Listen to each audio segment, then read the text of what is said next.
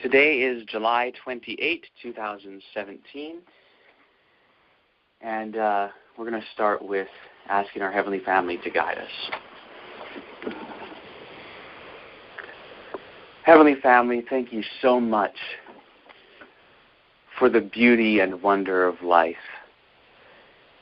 Thank you for the opportunity to learn and to grow in understanding, and in all of our capabilities, help us to expand our thoughts and expand our behavior to include and increase on and with everything that we possibly could in order to better the world. Help us to be rid of selfishness within ourselves and to advocate for selflessness and to be an example of selflessness to all the world. Thank you so very much. Help us in this meeting to cooperate with you in moving the discussion from one aspect to another in such a way that will bring it about to be the most advantageous for everyone here and everyone listening after. So thank you very, very much. We ask this b'shem tzemach, in the name of Branch. Amen. Amen. Okay, so in tonight's meeting and tomorrow night's meeting, we will be taking questions on any topic related to the message. And just a few minutes before the meeting, I posted this on Facebook in the Branch Davidian SDA Facebook page and also in the group. And we are going to be online reading and looking at the comments on those posts. And basically, we'll be addressing questions that people may have, whether they're asked on the call or someone asking on a Facebook. So we'll start with questions on the call and see if there happens to be anything we'll have to check on Facebook. So we're going to have our Branch Davidian SDA Facebook group open and our Facebook page. And so you can comment either on the group or on the page. Comment within the post. You'll see the post where I said, hey, on tonight's meeting and tomorrow night's meeting, this is what we're doing. You can comment on that post either on the group or the page. Again, Branch Davidian SDA. And so we'll look there to see if anyone posts any comments or any questions. And other than that, we'll have things from you guys on the call. And if we get through all the questions that people ask, or if there just are not that many questions, we will continue on our investigation of the community rule. But we're going to start with approaching things a bit more broadly. So with that said, does anyone have any questions related to any topic that is connected with the message?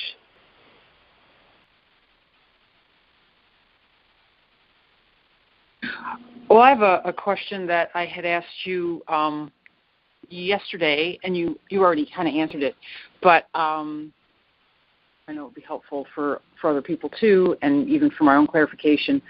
In Ezekiel 4, where Victor Hata talks about the 6 grains all being gathered into one vessel, one of the, me and Melissa were reading a book that she found called The Reply to the Shepherd's Rod, and so we're going through that, and one of the things that they were critiquing the Shepherd's Rod for was saying that, Hata is saying that each grain is eaten successively, first starting with Luther and then Knox and Wesley and Campbell, Miller, and then White. And that then he's showing that the Seventh-day Adventist faith has all of these grains in one vessel, but they're saying, oh, this timeline, which first of all there shouldn't be timelines according to Ellen White, which you've already explained to me that was really a statement she was making in regard to setting a date for the return of Christ right after 1844. But and that was the context she was talking in. So all these grains are in one vessel according to Hadaf, but they're saying Ezekiel is saying that, Hadaf is saying that these grains are eaten one by one and they're accumulating over this 390-year period. And they're saying, no, Ezekiel says that they're all eaten together. And that's not possible the way Hadaf is presenting it, because he's presenting them being eaten cumulatively. So you had then shared that the truth of that really was that, so I'm just making sure I'm understanding here, that the truth of that was that all these 6 grains were really contained in the Bible canon that had come out just prior to the Protestant Reformation at the Council of Trent. And so that really is the truth of Ezekiel 4, that all the grains are in the canon, and that the 6 grains represent that it's not, the canon wasn't perfect, and that it was cooked over man's dung. Is that correct? And could you just clarify that a little bit more?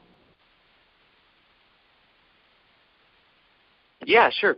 So kind of on the whole issue, first I just want to say that I was really glad that you guys were able to find a reply to the Shepherd's Rod, because I have not had it available to me. I'd looked for it online in the past, because when I was studying the Rod, I went and found all the, even though it wasn't like my goal to defeat the teachings of the Rod or anything, when people started making objections, I was like, okay, yeah, I'll read all the anti-Rod literature. And I knew about a reply to the Shepherd's Rod, which is the first anti-Rod literature, but I couldn't find it. It wasn't available online, and, I didn't have it around me or anything like that. So I was glad that you guys were able to find it. I still have not read it at all. So it was interesting to me when you mentioned that one of the objections that they bring out is to say, hey, look, the grains of Ezekiel are really all eaten together, whereas Hadaf speaks of them eaten successively, which has an element to the objection that is actually quite valid. Several months, maybe a year or more ago, I pointed out on a call that, hey, many Davidians have the impression that these grains are eaten successively, when in Ezekiel they're actually all present, baked into barley cakes at the beginning, before the 430 days, because he has to eat them as barley cakes during the 430 days. And so in a sense, what the objection is very similar to what I myself have said. However, I'm not actually sure that Victor Hadaf actually says that the grains are eaten successively. He, like on his chart, it's like the truths, like the impression that you get is that the truths represented by the grains are revealed successively.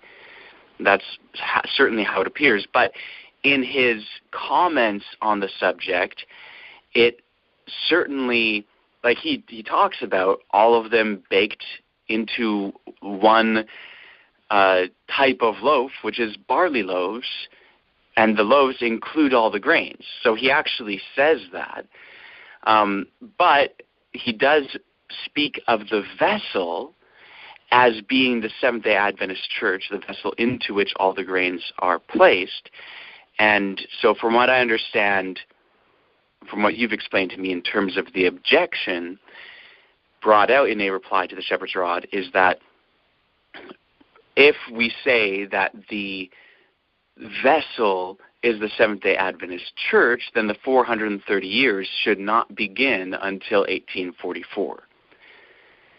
So that's kind of how I'm understanding the objection there.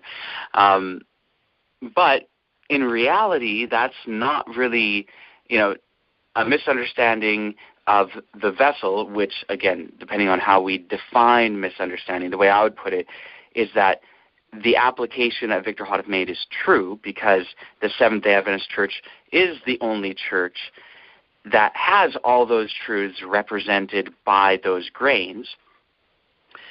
So the Seventh-day Adventist Church is absolutely a vessel with all those grains in it. Like, that statement is true, regardless of whether that is the perfect application of Ezekiel's statements. But, so, I'd say that that's true, but that it is not the perfect application of Ezekiel's statements, because in Ezekiel, again, all those grains are put together and, put in the vessel and baked into the loaves before the 430 years begins, and then they are all eaten together. And so the idea is that in its fullest sense, the barley cakes that were eaten and the vessel into which all the cakes were placed all have to be present prior to the beginning of the 430 years. And so what I've explained is that really the perfect application of those symbols is referring to the publication of, quote-unquote, the Bible just prior to the Reformation. And that publication, in a sense, had a certain, I'll just say it had a form to it. I wouldn't quite call it a canon, because Protestants did not have a fixed canon at that point. And it was shortly after that Catholics really fixed their canon, but it was still presenting a collection as the Bible. So in a sense, you could say it's like a weak canon, in the sense that it's like, yeah, this is the Bible, although they're not specifically making the moves to say, this is it, these are the books and no others. It's a presentation of what the quote-unquote the Bible or the Holy Bible is, that is imperfect, and it was certainly a big part in the process of canon formation for Protestants, and the publication of the Bible by reformers and proto-reformers is really what prompted the Catholic Church to establish their canon. So, with that said, what Victor Houghton says when describing the idea of the grains being baked on dung is that the presentation of the gospel, or the preparation, I think is the word that he uses, the preparation of the gospel and those various truths was, in a sense, defiled in its form. It had some element of imperfection to it, and that's certainly the case with all the various publications of the Bible and the various collections. Yes, it had these 6 grains in it, but it didn't have everything. It doesn't have everything. 6 is incomplete. It doesn't have all the truth. There's more truth other than just what is in those particular collections. And the reason why I say those particular collections rather than that particular collection is because Protestants did not just publish one thing as the Bible, or proto-Protestants. Wycliffe published the Bible, Wycliffe's Bible, and it had certain books. Luther's Bible had a slightly different collection of books, and other reformers published other Bibles with other collections. And, in the core of the collection, they're largely the same. Most of their books are the same. They overlap. But there's difference. There's, some of them had the Epistle to the Laodiceans, some of them didn't. Some of them had the books of Maccabees, some of them didn't. The list goes on. Different books were accepted or rejected by different Protestants. And the Bible was presented, though that whole idea is a misconception. So that's where some of the baked on dung sort of thing comes in. But a distinction that the prophecy makes is that Ezekiel was basically about to feed on man's dung. Well, he was about to feed on bread baked on man's dung, but instead he had cow's dung. So really, it's like our Heavenly Family saying, okay, I'm going to work through this imperfect presentation of my word, and I'm going to be working with you guys through that process, rather than it being an entirely, humanly contrived experience. But it has the idea of eating bread baked on man's dung, and that idea does have an application. It's just that those represented by Ezekiel, particularly those going through the Protestant Reformation, they wouldn't be eating bread baked on man's dung. They would be eating bread baked on cow's dung. The bread baked on man's dung, an example of that would be something like what happened in Catholicism with actually fixing a canon. That whole thing of like, hey, this is the canon, etc., is a product of human waste, and it doesn't have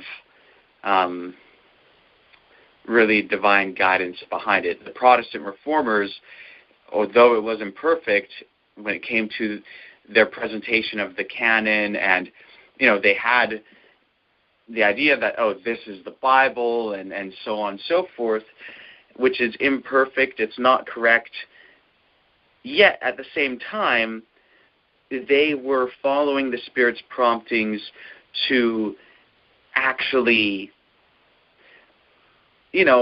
care about which books it should be and not just go with the tradition. So Martin Luther, he rejected certain books that others accepted. Other reformers accepted certain books that others rejected, and so on and so forth. And it's because they were attempting to really understand the truth on its own merits, even though they had great misconceptions about, quote-unquote, the Bible and things connected with it.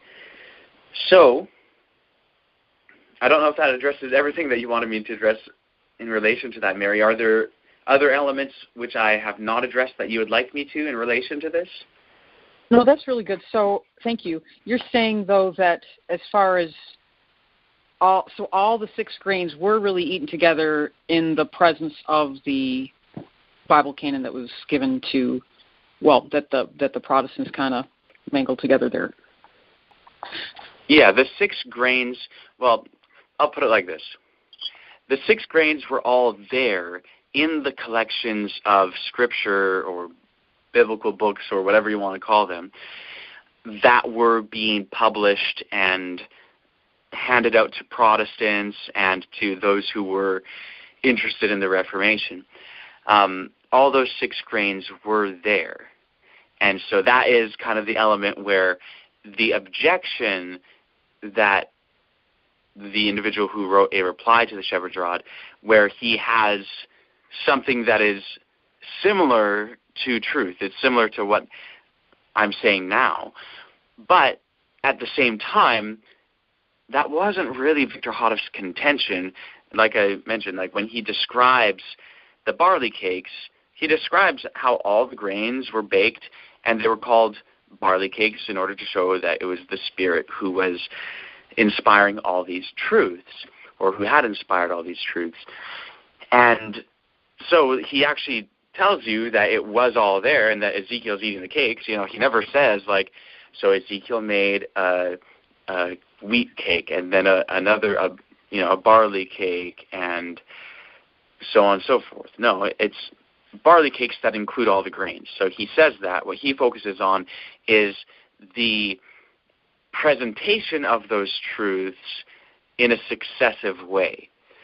Now, what he gives, I mean, he doesn't really explain one way or the other everything that he means on this because, he doesn't go much into it. He tells you Luther, Knox, Campbell, Miller, White. Okay, well, here's an example. Campbell, baptism.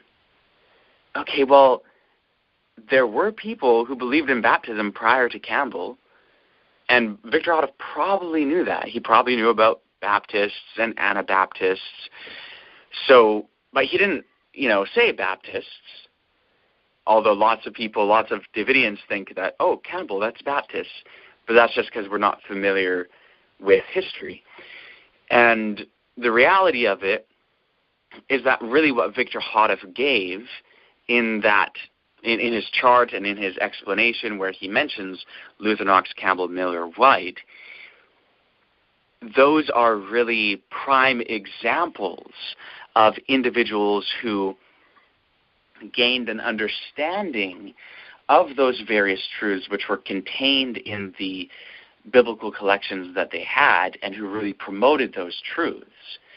But it's not historically true, and Victor Houghton wasn't really specifying this one way or the other, but it's not historically true that, no one before Knox emphasized grace or had some sort of knowledge of grace, or that no one before Campbell emphasized baptism or anything like that. Or sorry, Knox was the Holy Spirit. It's not like no one said anything about the Holy Spirit before that or after that, and it's not like no one said anything about grace before Wesley, right? So it's the history is more complex, and it is more intermingled in like Protestant reformers in general. Like Luther, he emphasized faith more than anything else, really, but he also had things to say about grace and about the Holy Spirit and all these other things. And so, yeah, it's not like a clean cut, like, well, this person talks about that and not the other things, and then this person talked about the next thing and not the things before and after that.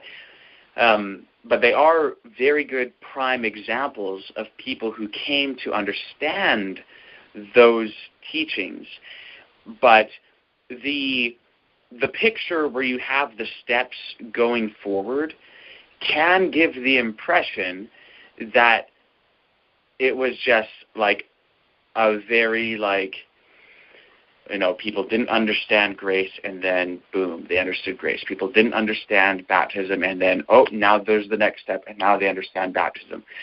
And it didn't quite happen like that. I think the chart is still useful because it highlights some pillars and milestones and that sort of thing.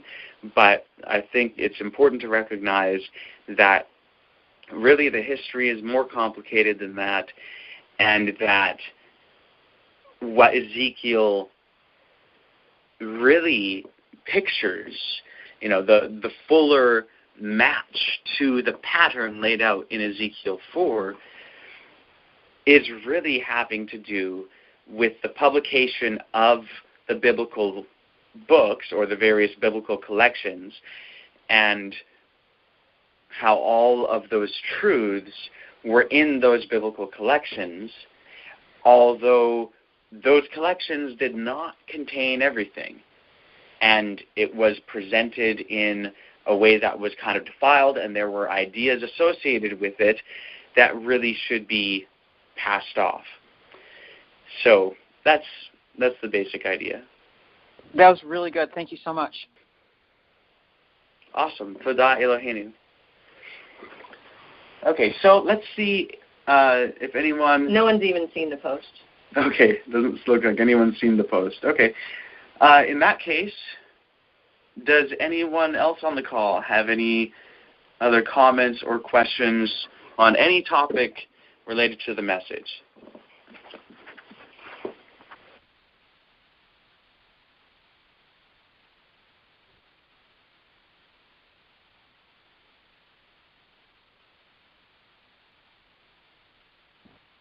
I have another one if no one else does, but I'll wait. Okay, sure. If no one else says anything within the next 10 seconds, then you go right on ahead.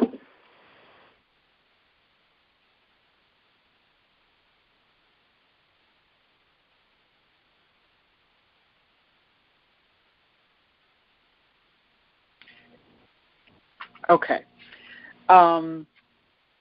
In the Sabbath School Quarterly, of course, we're doing Galatians.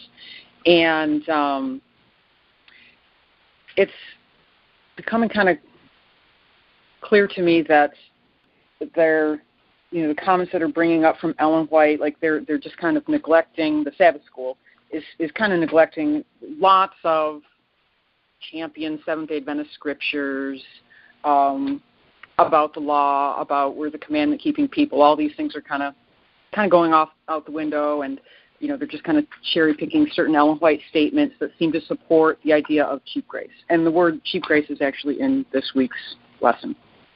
So, I started thinking, just talking with some people, Ed and Melissa, just about this problem, and because we've really just talked a lot about, all the sinless scriptures that righteousness is right doing and that kind of thing. And I'm afraid if we start agitating that anymore, they're going to get mad, since Ellen White clearly seems to say something else. I mean, those are the, the scriptures that they're picking, or her quotes that they're picking. So, all that said, I was thinking, how the health message is the entering wedge, for, those in the other churches. Is there like another entering wedge for justification by faith? Has the Heavenly Sister indicated that at all? For example, I wouldn't say justification by faith was the entering wedge for me, for example. It was the four horns on the altar. For some it might be this living spirit of prophecy. There's lots of different things that would be an entryway to this message, which is ultimately justification by faith. But do you have any suggestions for an entering wedge for this message for Seventh-day Adventists? Is there such a thing? Yeah, that's an excellent question. And I like, actually, one of the first things I was going to say you've already kind of addressed.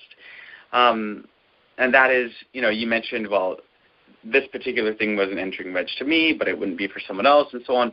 And that conveys the idea that there is no one entering wedge.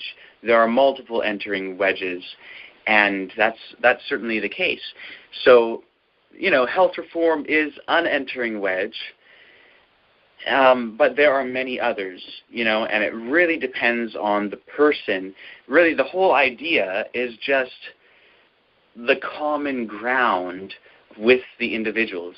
Whatever you can present or offer to them that is something that they will already have an interest in is an entering wedge. So for some people, and this isn't specifically in regard to the circumstance you're talking about for Seventh-day Adventists in, and studying Galatians and all of that, but, for some people, music will be the entering wedge. For some people, materialism will be the entering wedge. It'll be very different things for different people, because people are very different from each other. For Seventh-day Adventists, again, there are many types of Seventh-day Adventists, and every Seventh-day Adventist is their own individual. But still, there are things that broadly can be an entering wedge for Seventh-day Adventists. One thing that's an entering wedge is the 1888 message, because most Seventh-day Adventists will recognize that the 1888 message is true, and Ellen White says it was from God and all of that, although they might not understand what it is. So the 1888 message is a huge entering wedge for this message. Another thing that will be an entering wedge for some Seventh-day Adventists is the idea of the judgment for the living. Now, this will be for Seventh-day Adventists who are already studiers, because there's a lot of Seventh-day Adventists who don't realize that the unique teaching of the Seventh-day Adventist Church is the anti-typical Day of Atonement, and a lot of Seventh-day Adventists have a hard time understanding exactly what the investigative judgment is. And so for those Seventh-day Adventists, talking about the judgment for the living might be like, okay, what's that? okay, oh yeah, that's something to do with the investigative judgment. I've heard that before, but what is that again? Like a lot of people don't really have a coherent understanding of what it is, and that's fine. I mean, when growing up in the Seventh-day Adventist Church, I had no clue what the investigative judgment was. And the first time I read The Great Controversy, when I read the chapter on the investigative judgment, it was very difficult for me to understand it. I got through the whole chapter, and at the end I was like, what was that? Like, what is that about? I just really had a hard time comprehending the idea of the investigative judgment. And so, hey, even if there's people on the call here who are having a hard time comprehending the investigative judgment, even in a general sense, I wouldn't be surprised that that's the case, and that's fine. And if anyone wanted to ask that, feel free to ask, and I'll explain basically what the investigative judgment is. But for Seventh-day Adventists who actually really study Ellen White's writings and who understand what the investigative judgment is, the investigative judgment for the living is almost the ideal entering wedge, because it should be so obvious, even if they don't already understand that we're supposed to look for the judgment for the living. Once it's pointed out, it's like, oh man, yeah, this is like totally a necessary component of the core teaching of Adventism. So that would be another entering wedge. In regard to Galatians, going through it in Sabbath school with people, I'm not sure exactly the angles from which you have approached the subject so far. I know you've advocated sinlessness and all of that. I don't know exactly from what angle you've talked about that subject. So I'll just mention a few things in regard to Galatians that would be good to bring up in a Sabbath school class setting. And perhaps some or all of these even, who knows, perhaps you've already brought some of these things up. But hopefully I'll mention some things that you haven't really thought of or haven't brought up yet, and hopefully me mentioning them could be helpful. So, of course, it'll change week by week, as to which section of Galatians you're going through. I have not been following the Sabbath School Quarterlies, so I'm not sure which section of Galatians they're going through right now.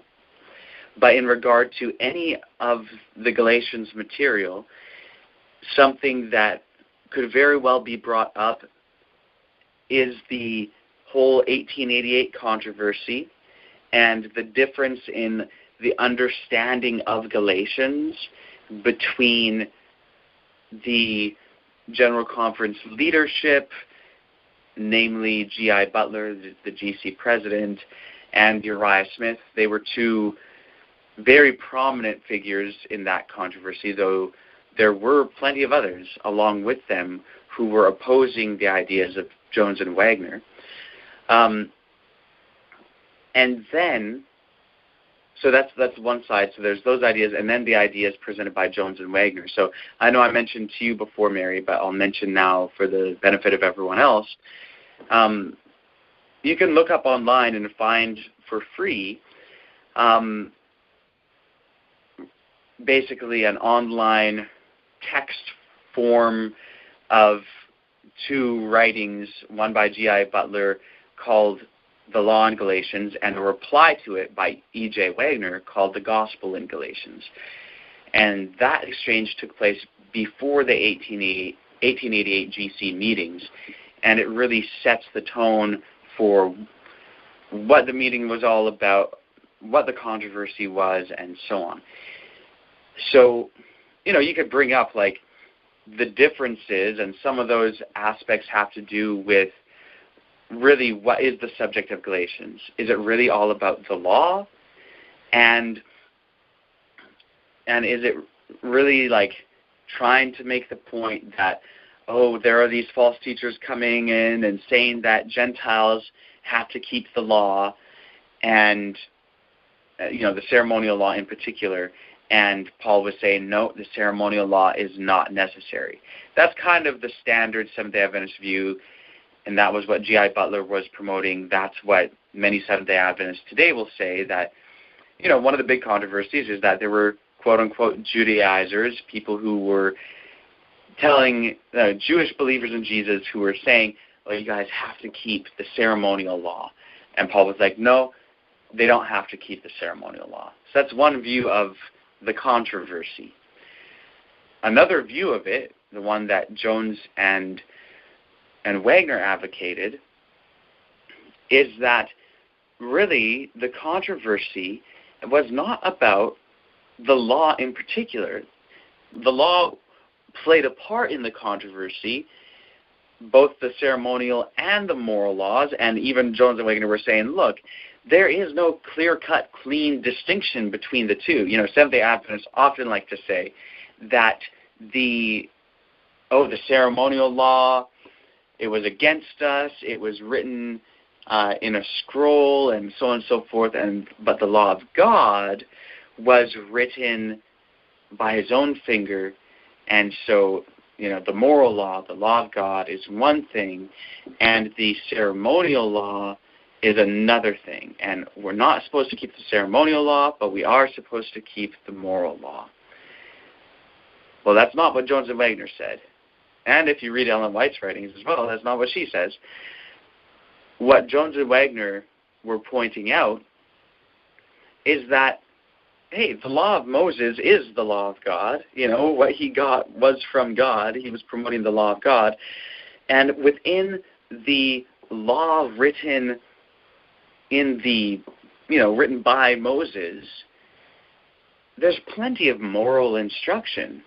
And Ellen White says the same thing. She talks about the chapters following the Ten Commandments and all the judgments and statutes of God contained in the law of Moses, and she says that we ought to follow those laws. She says that there's much in Leviticus, that we need to study and that we need to obey the instructions in Leviticus. Now, these things, it's just to say that, hey, there are aspects to what is written in the law of Moses that is certainly concerned with moral precepts. One of the ways in which Ellen White explains it is that Moses was expanding and expounding upon the principles contained in the Ten Commandments, and all the rest of the statutes and judgments are really just further clarifying the application of those principles. So that's kind of what Jones and Wagner were saying. They're saying, look, we can't distinguish between the law of God and the law of Moses like that. We can't distinguish between the moral law and the ceremonial law like that.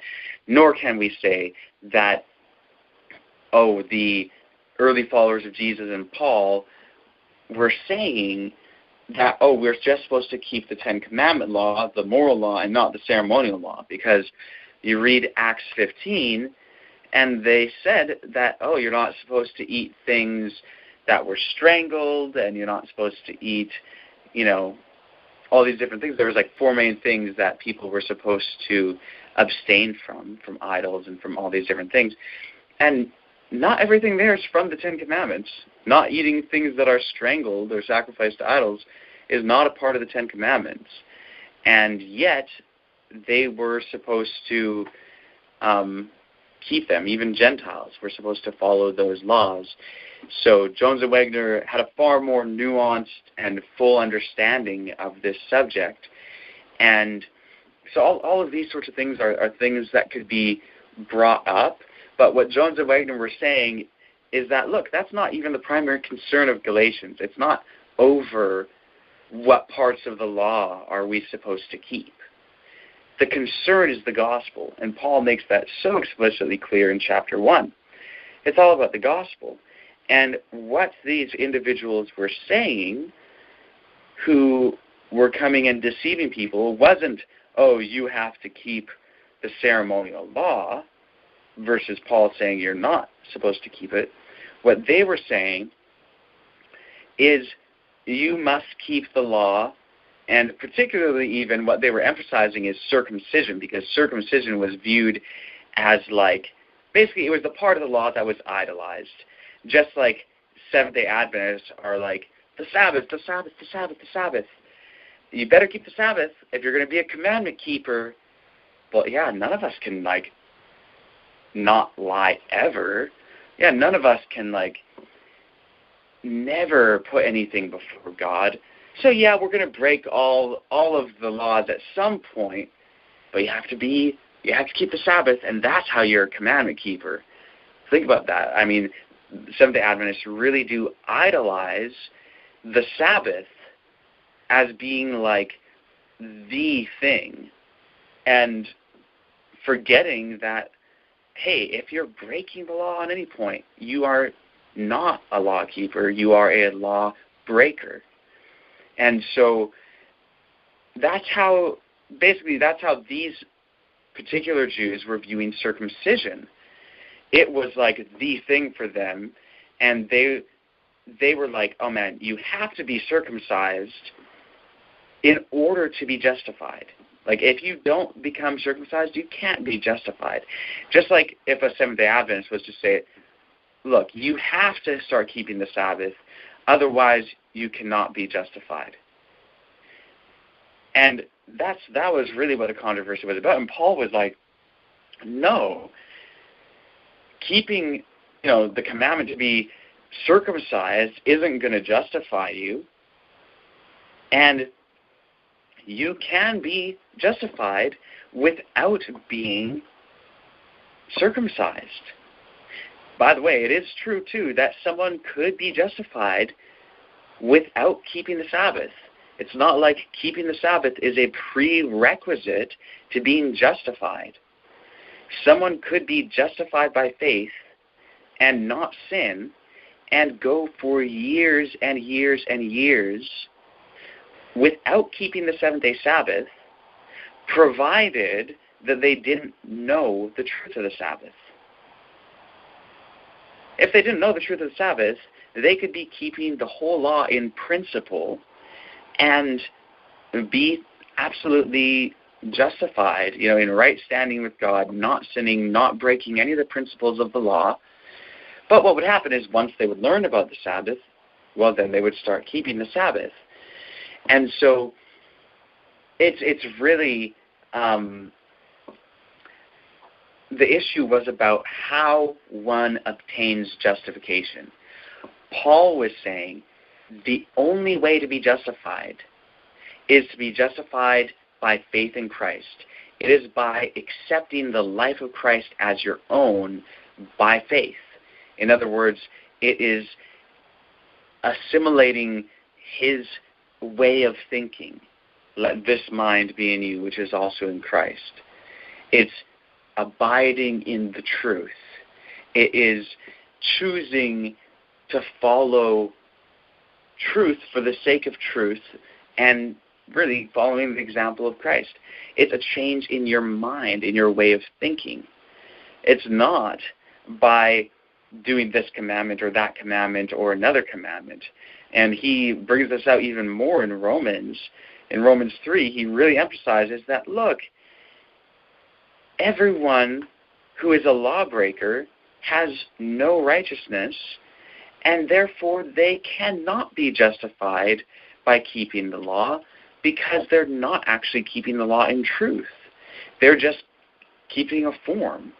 And even the law keeping is false. It's not really genuine because they are not keeping it in spirit and in truth. They're not keeping it according to the principle.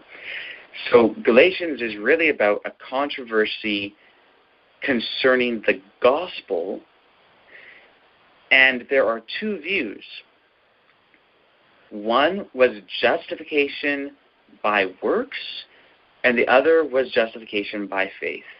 And Paul's point is that you cannot be justified by any works of any law, even the law of God.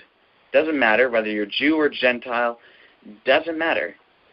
You cannot obtain righteousness by being circumcised or by keeping the Sabbath or doing this law or that law or that law.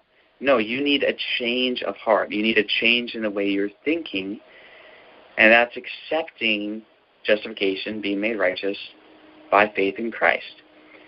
That's it. That was Paul's point, and that's what the 1888 message was trying to point out. And in order to do so, they had to address the controversy, because here's the thing. The controversy that Paul was dealing with is not precisely the same as the controversy which we deal with today, because the controversy that Paul was dealing with was actually the controversy between faith and works in order to be justified.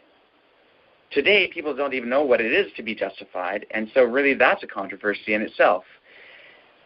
With Paul, both Paul and his opponents were saying, yes, we can be made righteous. The difference in understanding was how we can be made righteous. That's what they were addressing. It was not a dispute over the legitimacy of any part of the law. It was a dispute over how to obtain righteousness. That's what Jones and Wagner were pointing out, and furthermore, they pointed out what justification is. So that's something that absolutely should be brought out in a Sabbath school class. Well, if we're going to talk about Galatians and faith and works and all that, what is it? Is Galatians really about the law, or is it really about the gospel? What was the controversy? And it's not like Paul was writing to Jews who stopped keeping the law and now people are trying to tell them to keep the ceremonial law again. He's writing to Gentiles. He makes that quite plain throughout. If you just read Galatians, look for things that indicate who he's writing to. Are they Jews or Gentiles?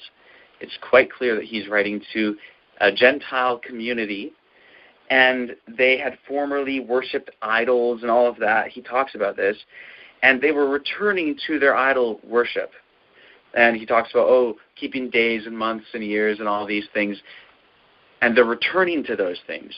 Well, look, these are Gentiles who were pagan Gentiles. Like, they were keeping the practices of the religions of the Anatolian gods, because Galatia is part of Anatolia and it had all these gods, and that's what they were doing.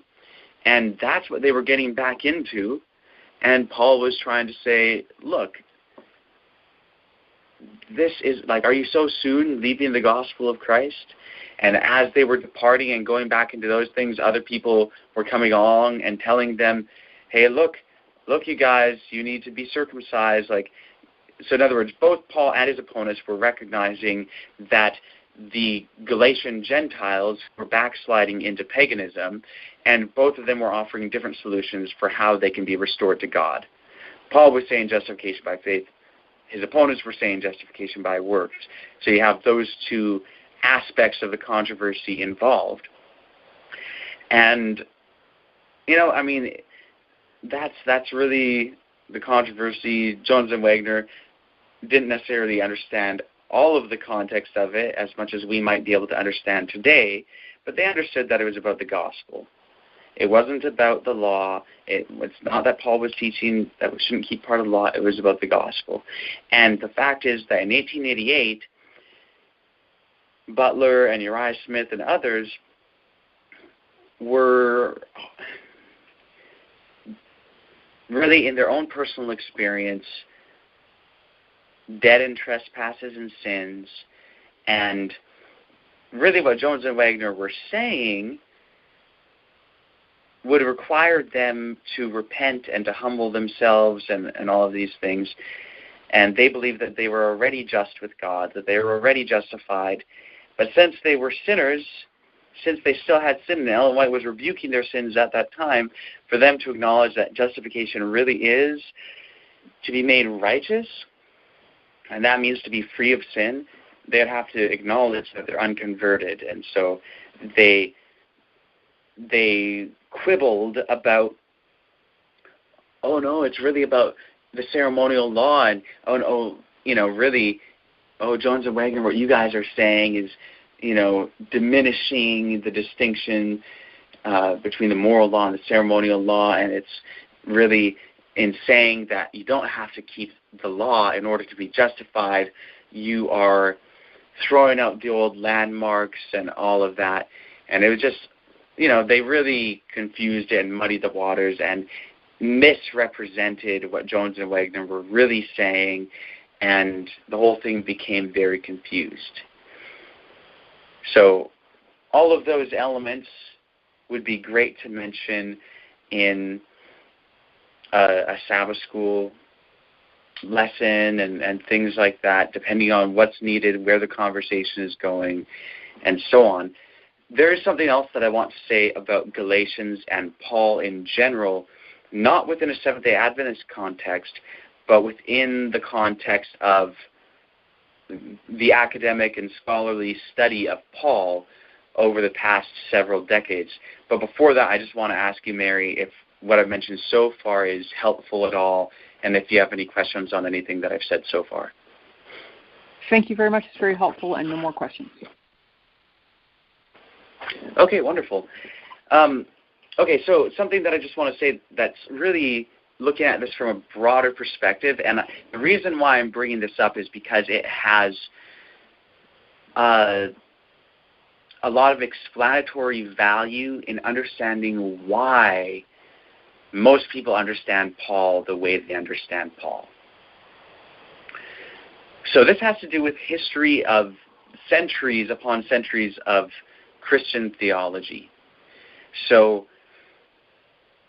for many, many centuries, people have thought that Jesus started a new religion and that Paul was like the primary proponent of that religion, and that really Paul left Judaism, and you have different things like, oh, well, he used to be Saul the Jew, and then he became Paul the Christian. When in the New Testament, there's nothing actually that says that he had a name change. He's called Saul after he believes in Jesus for however many chapters in Acts. It may just be that was in the Jewish context, in terms of Hebrew-speaking context, I should say, he was called Shaul, with Saul. That's his Hebrew name. But then his Greek and Roman friends would use a name for him that is more a Greek or Latin type name. That would be Paul. It had nothing to do with a change of religion or anything like that. And there's no indication in the New Testament that it had anything to do with anything like that.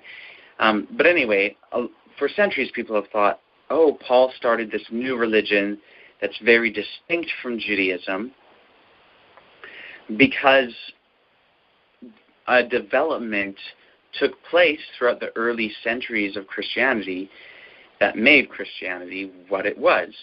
So by the early 2nd century, you have some among the Gentile believers in Jesus who started to distinguish themselves from the Jews. So the first record that we have of this is really from Ignatius of Antioch, and he's the guy who coined the term Christianity. He spoke of Christianity as a religion antithetical to Judaism. They were two very different things, and you cannot participate in Judaism and be a Christian.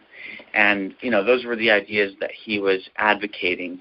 And, of course, he, advocated Sunday observance and not keeping the Sabbath and all of these other things that we typically think of as part of Christianity.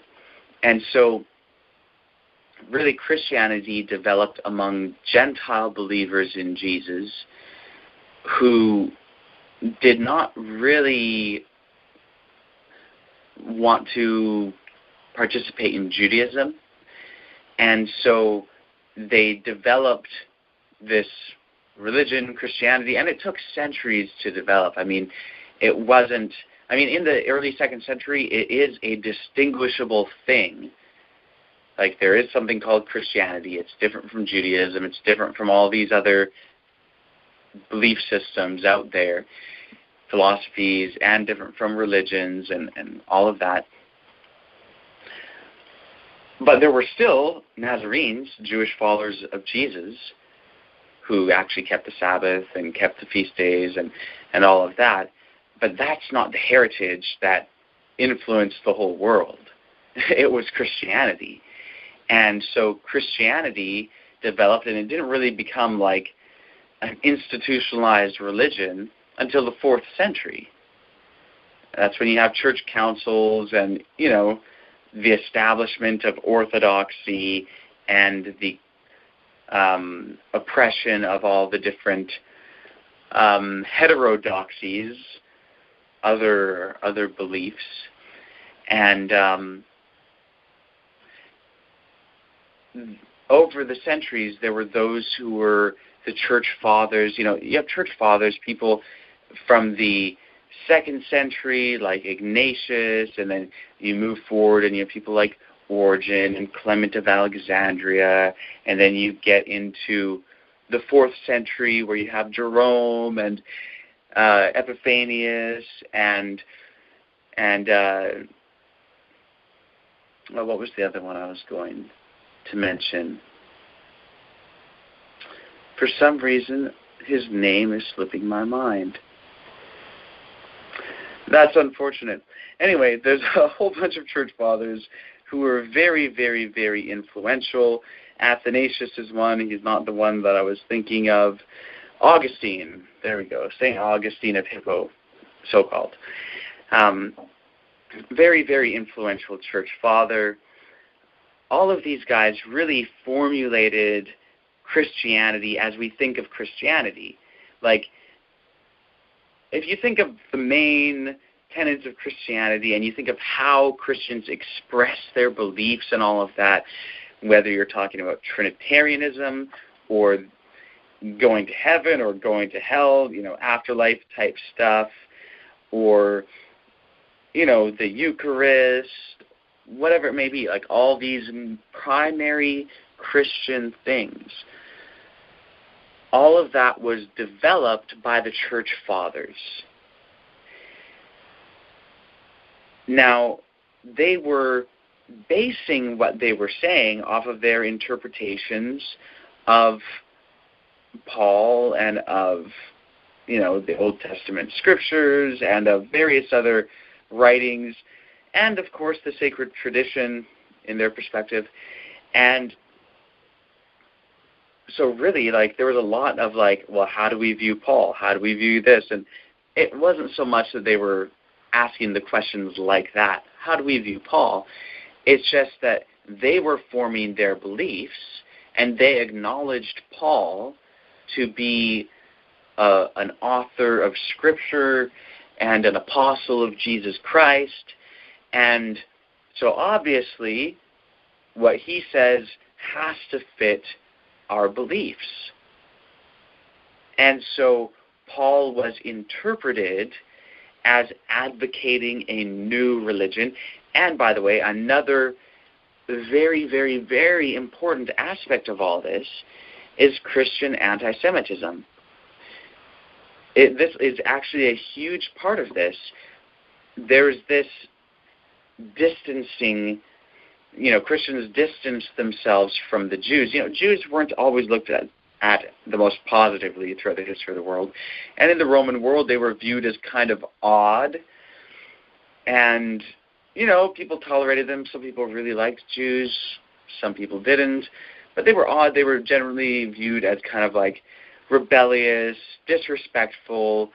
And one of the reasons for that is because, they were viewed as being lazy because they kept the Sabbath and didn't work for one day every week.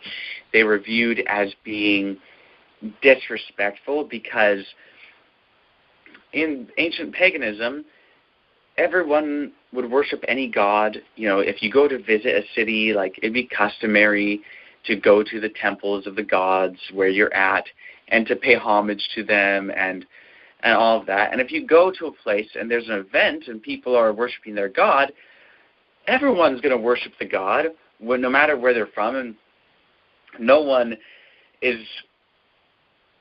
thinking my gods in my own town are going to be upset No, all people thought all gods are worthy of worship because that's just what you do. We're humans, they're gods, we're supposed to worship them.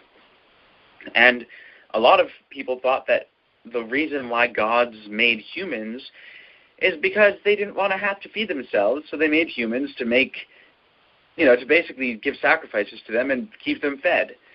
And so that was kind of like the relationship between the gods and the humans, is that you sacrifice to them and they offer you protection and or they at least don't withhold rain from you and trying to harm you and stuff.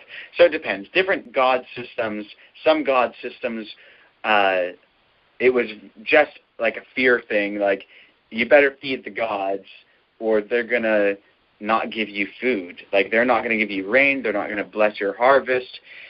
But so long as you continue to feed them, give them their sacrifices, they'll continue to bless you so that you can actually have healthy livestock. And it wasn't all just animal sacrifices. There's also different other foods and everything that would be offered, grain offerings, fruits, and whatever.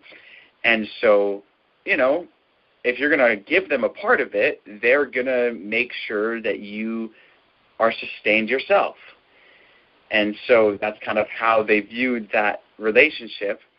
Others viewed it as more of like a covenant with their God where, you would do all these things for your God and your God would do all these things for you. Like they would protect you in war and they would give you wealth and prosperity and there were fertility gods and whatever, gods for everything.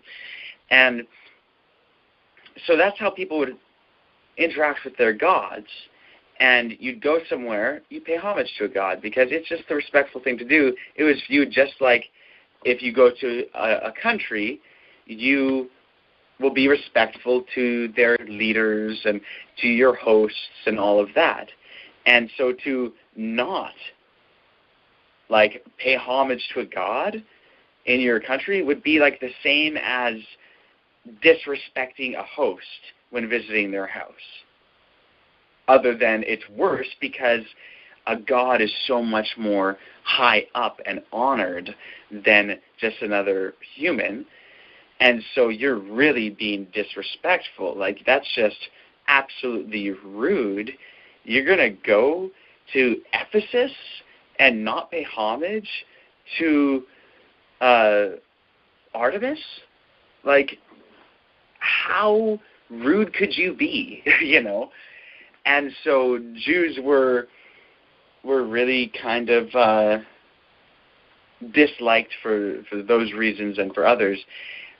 But Christians, they were trying to portray themselves as pro-Roman, hey, this isn't an issue, guys. We're good.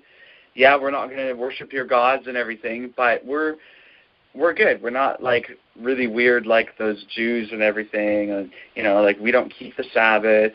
And we'll celebrate on the same days as you guys. We're not going to worship your gods, but we'll celebrate the same days and all of that. We're not really that different. But they had extra incentive because they in order to be pro-Roman, you can't really go around saying, man, yeah, we're really like you guys, but you killed our God. That's kind of a problem. So instead of blaming the Romans for killing Jesus, they blamed the Jews. It was these awful Jews who killed Jesus, the Jews, and all Jews were blamed for killing Jesus, and Jews were killed for killing Jesus, and for centuries upon centuries, Christians, especially after the 4th century, when Christians actually basically took over the Roman government, Jews were heavily persecuted, and this anti-Jewish ideology really played a lot into the interpretation of Paul. You can't very well have Paul advocating Judaism if you're killing Jews and you are absolutely anti-Semitic and you're blaming them for killing Jesus and et cetera, et cetera. So you have the Holy Roman Empire, the epicenter of Christianity, and it's absolutely opposed to everything Jewish. So of course Jesus wasn't a Jew. Of course Paul wasn't a Jew. And that dominated a lot of thinking for a long time. In the Reformation, Germany was a huge part of it. Like Luther was German, other reformers were German reformers. The Reformation was huge in Germany, and so a lot of biblical scholarship and an understanding of Paul and all of that was very, very German. And Luther and Germany had a large influence on other parts of Christianity because the Reformation, a lot of it came out of Germany. So Paul and other reformers really liked St. Augustine. Augustine really brought a lot of Pauline interpretation, and he really liked focusing on Paul, and he interpreted Paul to be teaching the doctrine of original sin and all these other things. And he was definitely anti-women, anti-Jew, and so that became a large part of the teaching. And a lot of the reformers were influenced by Augustine, and so they adopted a lot of those interpretations of Paul, original sin. A lot of the reformers were not big on free will, like John Calvin, not big on free will. Martin Luther, so far as I understand, not big on free will. And, pro-original sin. Calvin, for sure, was pro-predestination and, anti-Jewish, anti-women's rights and all of that. And so that whole understanding was dominant, and it was very anti-Jewish. And, coming up into more recent times, in the 1940s and 1950s, there was a lot of anti-Semitism in Germany, and that influenced a lot of Christianity. And so, even in the 1950s, thinking of Jesus as a Jew, thinking of Jesus as pro-Jewish and not being a Christian, thinking of Paul as not being a Christian but being a Jew, just would sound crazy. They were actually correcting this horrible legalistic religion of Judaism and bringing in something better. That whole history of things is why people read Paul the way they read Paul. It is not because of what Paul said. It's by removing Paul from his own context. But then what happens? Well, in the 1950s, just to bring it into a small little narrow spectrum again, the branch message comes along and is definitely viewing Paul as not bringing in some new religion of Judaism, new religion of Christianity. The branch was definitely advocating that Paul was really a faithful Jew. And there were other people in restoration-type movements in Christianity, primarily based in the United States, like, of course, Adventism. If you read Ellen White, she says that Jesus wasn't trying to start a new religion, and so on. So some of these ideas were already kind of changing in America.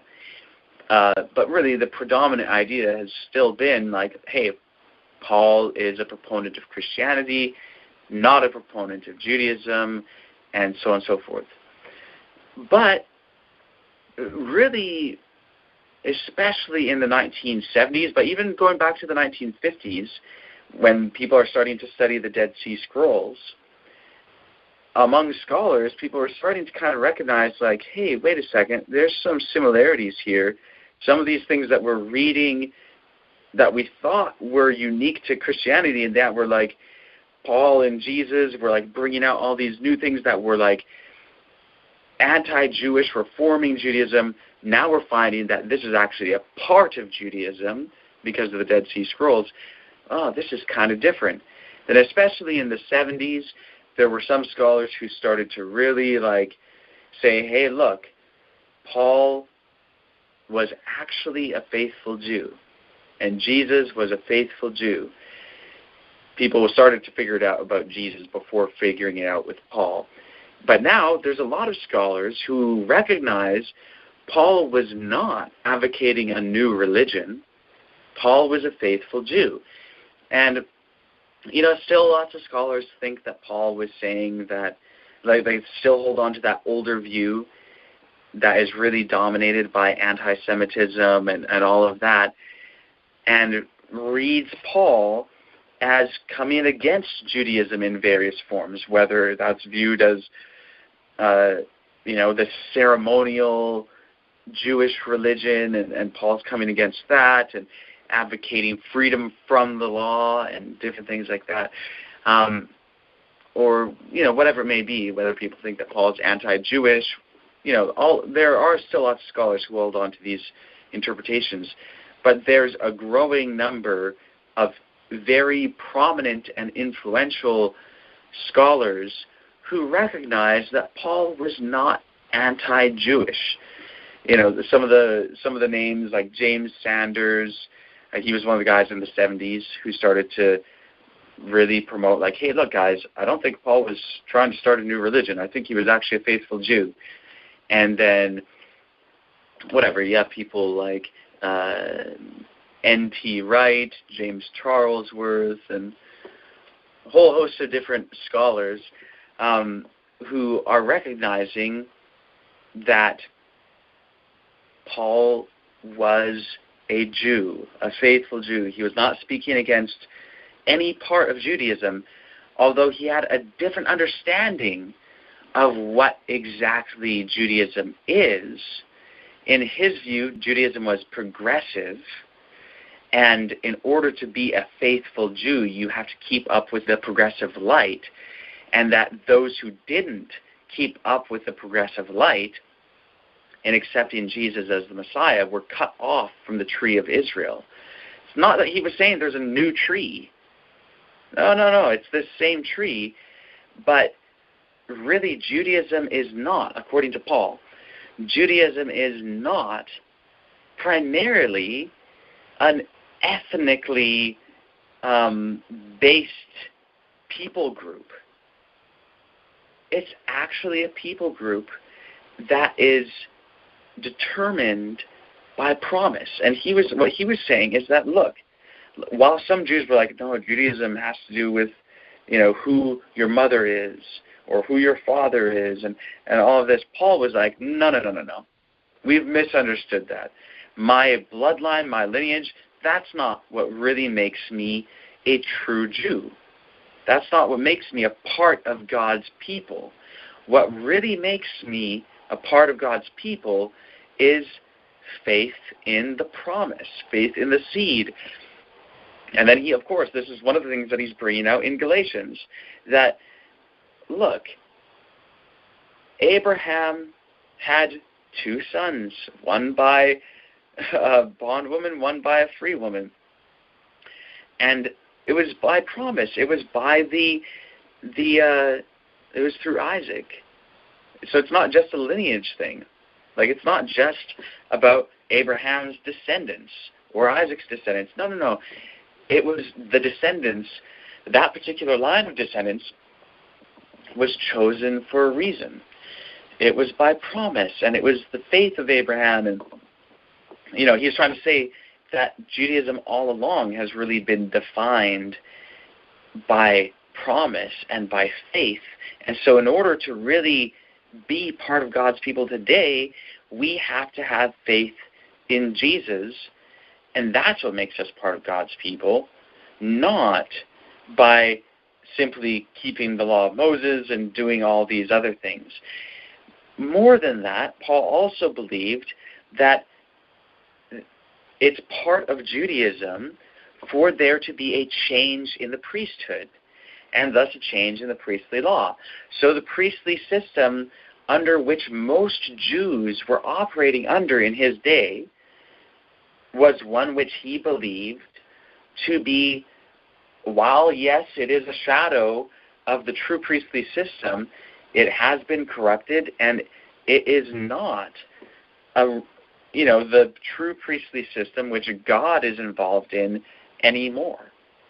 And so the Nazarenes, and Paul included, were definitely practicing Judaism differently from most Jews in their time.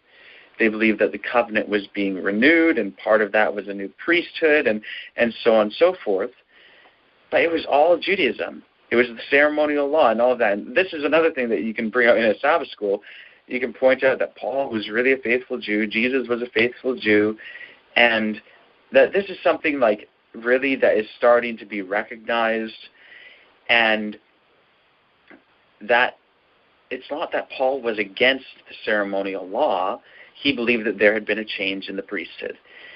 So, anyway, the primary reason for me mentioning all of this is to say that the reason why people misinterpret Paul to be anti any part of the law actually has everything to do with the history of Christianity as being an anti-Semitic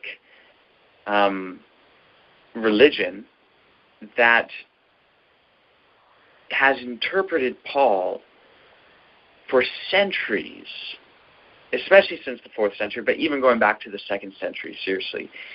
Even going back to the 2nd century, Paul has been interpreted as really coming against Judaism and so on and so forth. And that's really what has dominated and influenced how people view Paul. People are starting to recognize that's not what Paul was saying, and we have to put our minds in the world of pre-70 Judaism, pre-70 Jerusalem, pre-70 Palestine, pre-70 diaspora Judaism, so Jews practicing Judaism and Gentiles practicing Judaism outside of the land of Israel and all the places where Paul was traveling.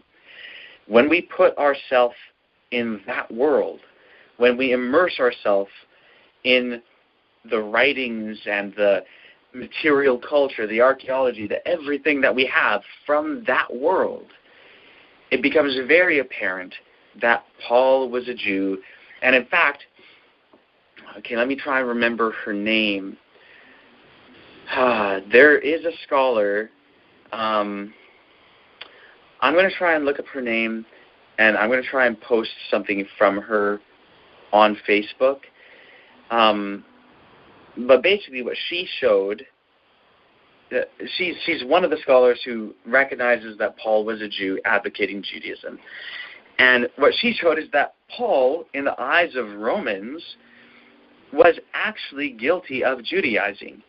He was encouraging people, like he was telling people to not worship the gods of their various places, to not worship all these pagan gods, to forsake all that belief, and to have faith in the Jewish Messiah, and to follow the example of Jesus as the Jewish Messiah, which included Sabbath keeping, which included all these other things, and abstaining from meat sacrificed to idols and of all of these other things.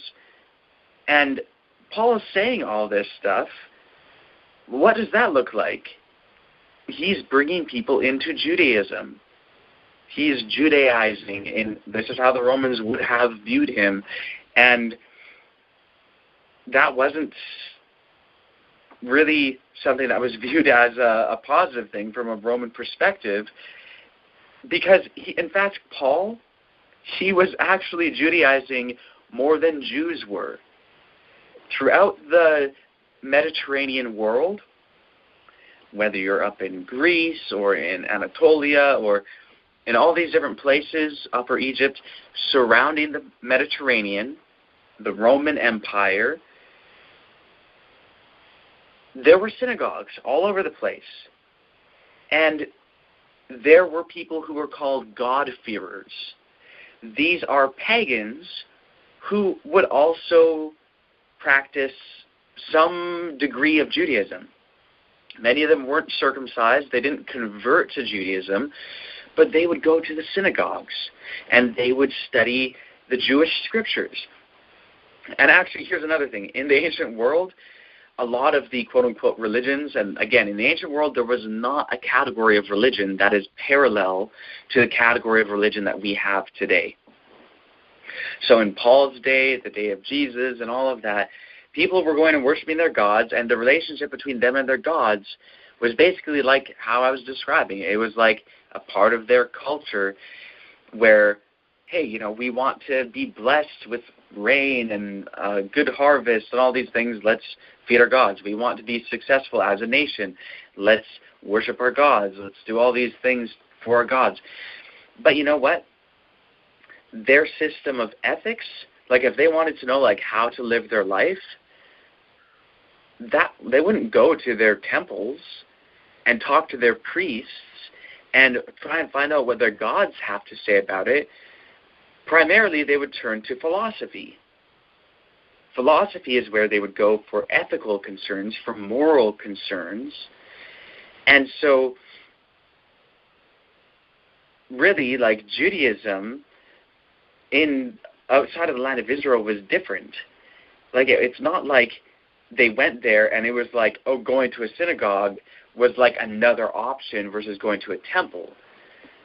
Going to a synagogue would be a totally different experience from any sort of thing that they would think of as religion. It would be closer to philosophy, but still different. So a religious observance, as it were, doing religion. Religion was something that you did. It wasn't a sphere of thought. It would be to pay homage to a god, and that would be to do a sacrifice. It would be to give money to a temple. It would be something like that. It wouldn't be to read a writing. That's not how people viewed religion. That's not how people interacted with their gods. They would go to temples and do things and give money and give offerings, food and animal sacrifices and rituals. That's how people dealt with gods. It wasn't reading scrolls or anything like that. And so there would be people in Greece or wherever around the Mediterranean, and it wouldn't be a problem for them to, oh, hey, yeah, I'm going to go and offer a sacrifice now to Zeus, and then the next day I'll offer a sacrifice to Artemis, and, oh, you know, if I'm going to go down to Jerusalem, I'll offer a sacrifice to Yahweh, and then I'll go to Egypt, and I'll visit an ancient temple, and I'll offer a sacrifice to one of the ancient Egyptian gods, you know, whatever, whether Ra or some other god, you know. They'd go and, yeah, that wouldn't be a problem. They would go and offer all these sacrifices, and then that would be totally separate from like, hey, and you know what, I'm going to go to a synagogue, and we're going to study, you know, the law of Moses or whatever. It would be something that they'd be interested in, and that would be separate.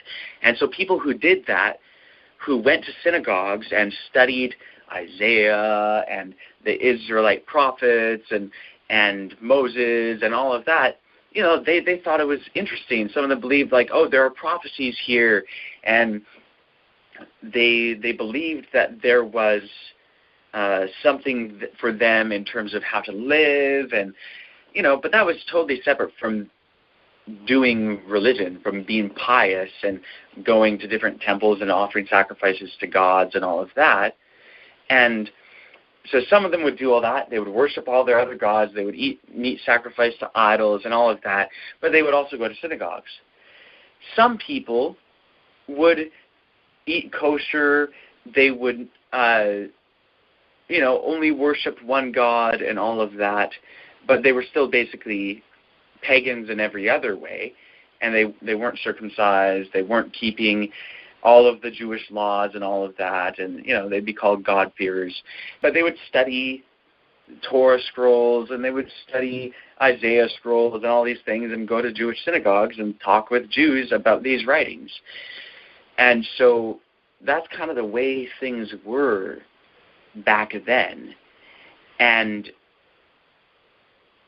you know, basically Paul, he was actually, I'm going to say one more other thing about synagogues. people who would run synagogues wouldn't say to the Gentiles, hey guys, like if you have a Gentile who's coming to your synagogue and they are participating in the reading of these writings and studying it and discussing it and all of that, they wouldn't say like, hey, you need to stop worshiping these other gods and you need to change the way you eat these meats that are sacrificed to idols. Because in the ancient world, when people ate meat, it was sacrificing it to a god. Like, it wasn't like people just went around eating meat. Like, no, if you want to eat meat, you're going to offer a sacrifice to a god. Part of the animal is going to go to the temple, and part of it you're going to sit down and eat a feast.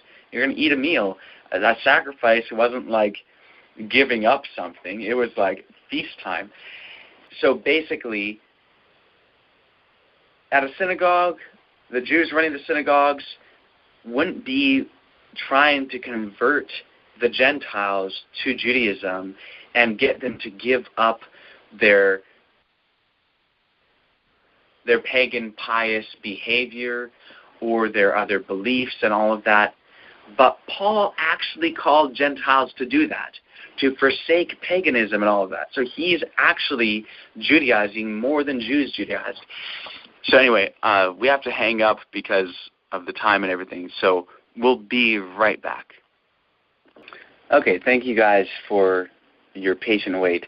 And I know that I'm kind of mentioning a lot of different things, and perhaps a lot of it you guys may be unfamiliar with, but I think it's really helpful in understanding the world of Paul and the world of Jesus. And in this setting, it makes it a lot easier to understand things like Galatians and whatever else Paul is, in Paul's writings and any of these writings from pre-70. So, and even to some extent after 70, like things don't just all of a sudden change. Things develop into different paradigms.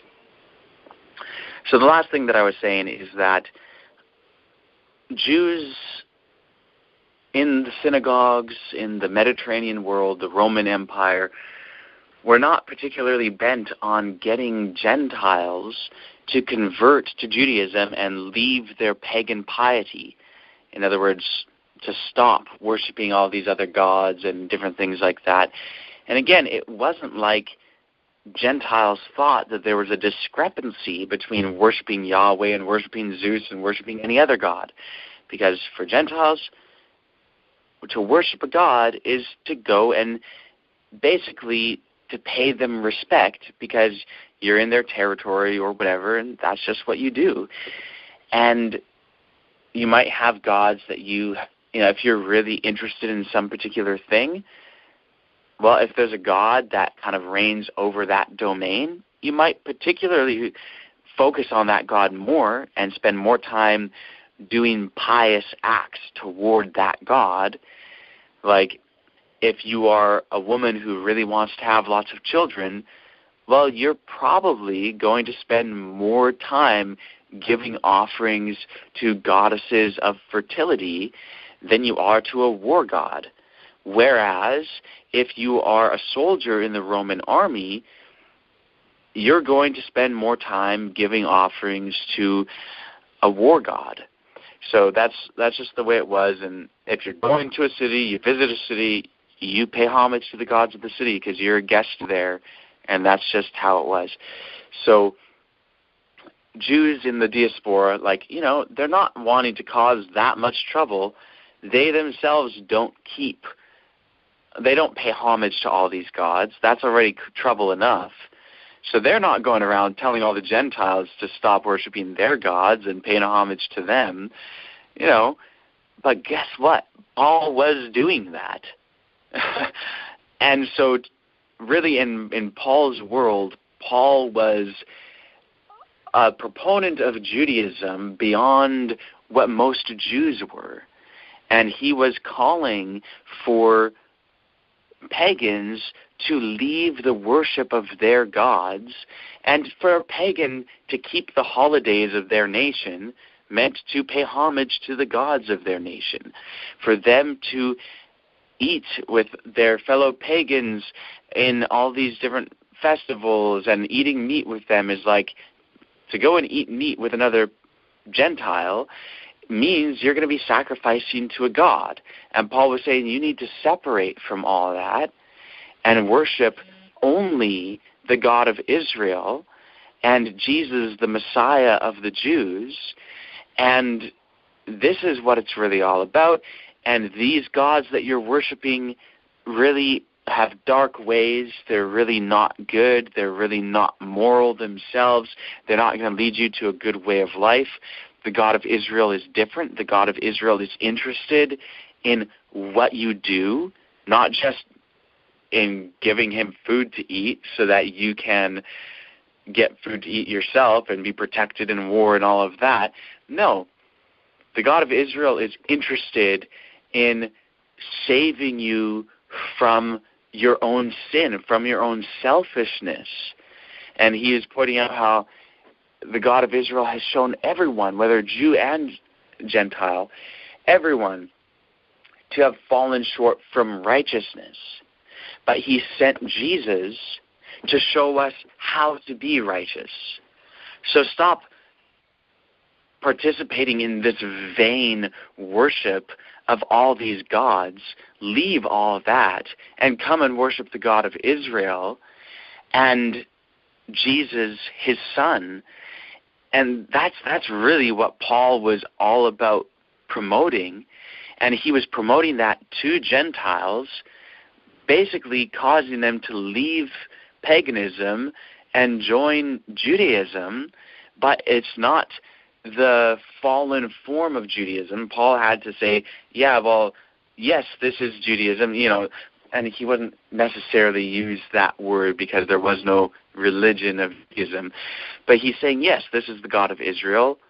This is the belief system advocated by Moses and all the prophets. And yes, unfortunately, the descendants of Abraham, Isaac, and Jacob, the Jewish people, have rejected their own Messiah.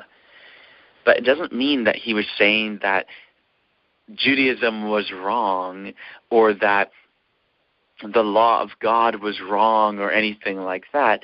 He was saying they have fallen short and they have rejected the Messiah and been cut off from the tree of Israel, and you can be grafted in, and now we can all together work to bring everyone into one fold, whether Jew or Gentile, male or female, bond or free. Paul was really breaking down the paradigms.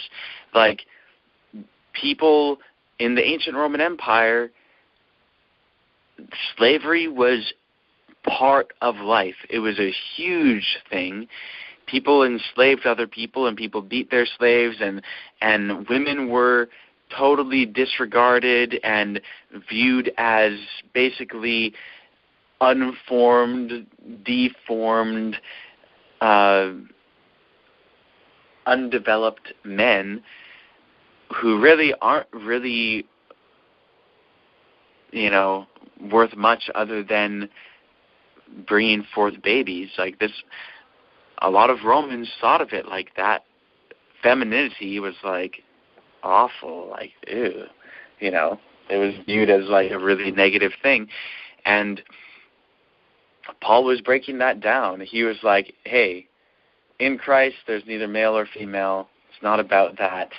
And he had women who were co-laborers with him. Read Romans 16. He was totally like bringing in a whole different paradigm on things. He advocated against slavery. You read the Odes of Solomon. It tells you shouldn't own another human being, And so the Nazarenes were really promoting something different. They were not promoting this anti-Jewish Christian thing. Later in the 2nd century and 3rd century and 4th century and beyond, yes, you read Augustine, he couldn't figure out why God made women. He just thought it was ridiculous. This is how a lot of these guys thought. And so Paul's world was a different world, and he was Judaizing, essentially, He was bringing people to faith in the Messiah of the Jews and the God of Israel, and asking them to depart and urging them to depart from their deeds of piety to all the gods of the nations. That was advocating Judaism above and beyond what the vast majority of Jews were doing. And viewed in light of that, and understanding that his concerns were primarily moral concerns, and that was not the concern of most god systems in the ancient world, and all of that, I think it's easy to look at Galatians and these other writings and to understand that he's not advocating against Judaism in any way. He's not advocating against keeping the laws of God given through Moses and through all the other prophets. He's actually doing the opposite of that. And people are having different ideas as to how to be righteous. And he's clarifying, like, no. It has to be like this. It can't be through doing all these external things. It has to be a heart change. So anyway, any comments or questions on any of that?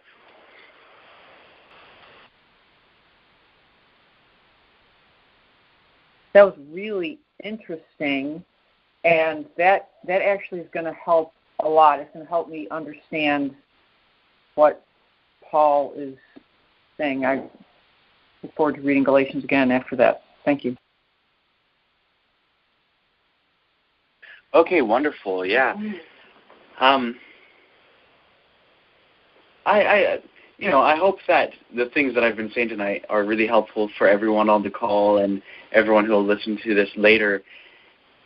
And I hope that it helps to illustrate that understanding the world of the individuals that we are studying is really, really important in understanding what they are saying. And this applies to reading Isaiah. This applies to reading all of these different texts. And it really gives a different perspective to understand the world in which they lived. And so I hope this helps all of you guys who are going to the churches and so on, and not that you'd be able to explain all of what I just said in a Sabbath school lesson, but it might help you to understand it and to be able to speak a word in season that might help others to understand it better as well. So anyway, we've been on the call now for an hour and 42 minutes, I guess. And so I think we should wrap it up. Again, we can continue on with more comments or more questions, really, in tomorrow night's call. We have 2 questions already that have been asked on Facebook. Okay, excellent. Were either of them in, I know you mentioned one of them by Japhet, which... They were both by Japhet. Okay, so we may not address those on the call because, like you said, he's not on the call. And so that's true. We won't address it on the call unless someone's asking the question who's on the call, really. I mean, we may if it's seen to be helpful, but the thing is, in order to answer the question, since they're not on the call, I'll have to type out an answer and all of that anyway. So, well, and who knows, you haven't seen the questions. If they're real short, you may just do it so it's on a recording for everybody in the future, too. I may.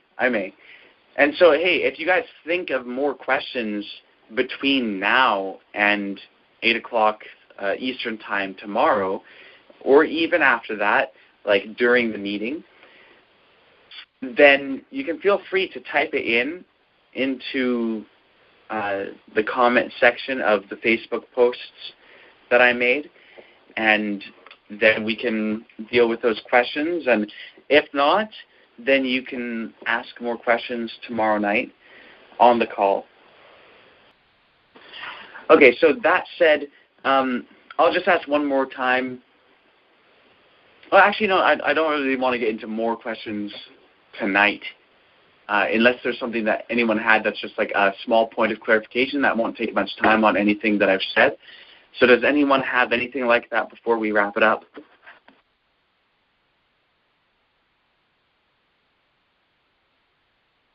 Not here.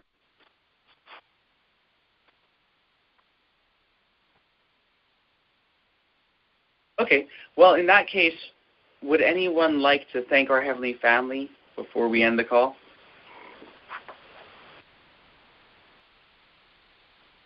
I will.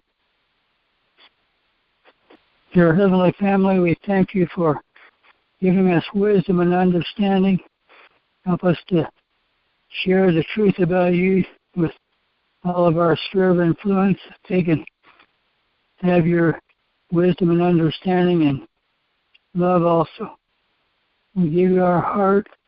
Please bless us, and we can be a blessing to others to your glory and honor. Your Heavenly Family. In the name of the branch, Jesus' new name. Amen. Amen. Amen.